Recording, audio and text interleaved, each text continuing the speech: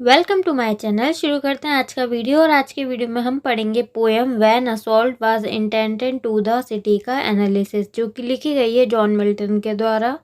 John Milton का जन्म हुआ था 9 दिसंबर 1608 यूनाइटेड किंगडम लंदन में ब्रेड स्ट्रीट में, और इनकी डेथ हुई थी 8 नवंबर 1674 में यूनाइटेड किंगडम में लंदन में बनहिल रो में। जॉन मिल्टन एक इंग्लिश पोइट रहे हैं, साथ ही साथ वो एक इंटेलेक्चुअल पर्सन रहे हैं जिन्होंने एक सिविल सर्वेंट के रूप में कार्य किया। उन्होंने अपने वर्क्स उस टाइम पे लिखे जब रिलीजियस और पॉलिटिकल इंस्टेबिलिटी थे, और वो अपने एपिक पैराडाइज लॉस्ट के लिए बहुत ज़्यादा जाने जाते हैं। मिल्टन ने अपनी आईसाइट या फिर अपनी आंखें जो है वो 44 एज में खो दी थी। अब पोएम के टाइटल की बात करूँ, when assault was intended to the city, तो इसका सीधा मतलब निकलता है जब आक्रमण होने की संभावना थी। ये जो पोएम है मिल्टन की, लिखी गई है 1642 में, उस वक्त जब ये बिलीव किया जाता था या ये माना जाता था कि एक अटैक लंदन पर चार्ल्स फर्स्ट के द्वारा किया जाएगा। और सीधी सी बात है, अगर हमला होगा तो वो लोग सेफ नहीं रहेंगे, इसलिए उन्होंने इस टाइटल को अपने घर के बाहर लगाया हुआ था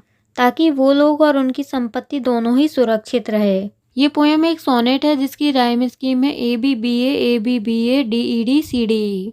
ये जो पोइट्री है वो एग्जाम्पल है मिल्टन की ग्रैंड पोइट्री स्टाइल का, जिसने उन्हें बनाया था फेमस, और ये उनकी 8th सोनेट थी। गेस्चर के रूप में ये जो पोएम है वो अलेक्जेंडर को लिखी गई थी, जिसने पिंडार पोइट को थीबीस में हमले में छोड़ दिया था।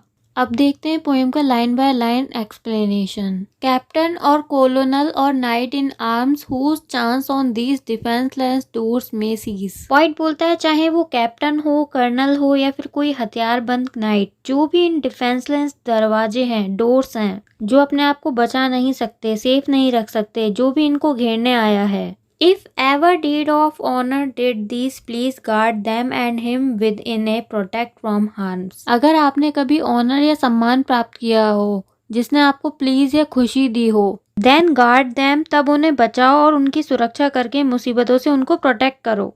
He can requite thee for he knows the charms that call fame on such gentle acts as these। Point का मतलब होता है लौटाना। तो यहाँ पॉइंट कहना चाहता है कि वो क्या कर सकता है, जो पॉइंट है वो क्या कर सकता है बदले में। अगर वो सुरक्षा करते हैं तो बदले में पॉइंट क्या कर सकता है। पॉइंट कहता है जब आप ऐसे जनरल एक्ट करेंगे तो वो आपको फेमस कर सकता है। यहाँ पॉइंट का कहने का मतलब है जब शहर पर आक्रमण होगा तो वहाँ के जो इनहेबिटेंट है उनको बचाने के लिए वो हीरोज को बुलाएगा, और पुरस्कार के रूप में वो अपनी पोइट्री के थ्रू दुनिया भर में, वर्ल्ड में उनको अमर कर देगा, फेमस कर देगा। And he can spread thy name over lands and seas, whatever clime the sun's bright circle warms. और वो आगे कहता भी है कि वो इन नामों को लैंड और सी पर, मतलब जमीन पर भी और समुद्र में फैला देगा या फिर प्रसिद्ध कर देगा। क्लाइमेट जैसा भी हो, उन हीरोज की जो फेम है वो हमेशा सन की तरह ब्राइट रहेगी।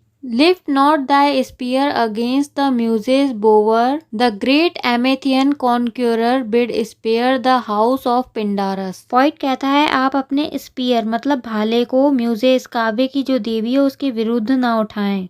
वह एमेथियन को जीतने वाले सिकंदर की बात करता है कि उन्होंने किस तरीके से पिंडार पॉइंट के घर को छोड़ दिया था। When temple and tower went to the ground, और उस समय टावर और टेम्पल जो है उनको ग्राउंड या जमीन पर गिरा दिया गया था।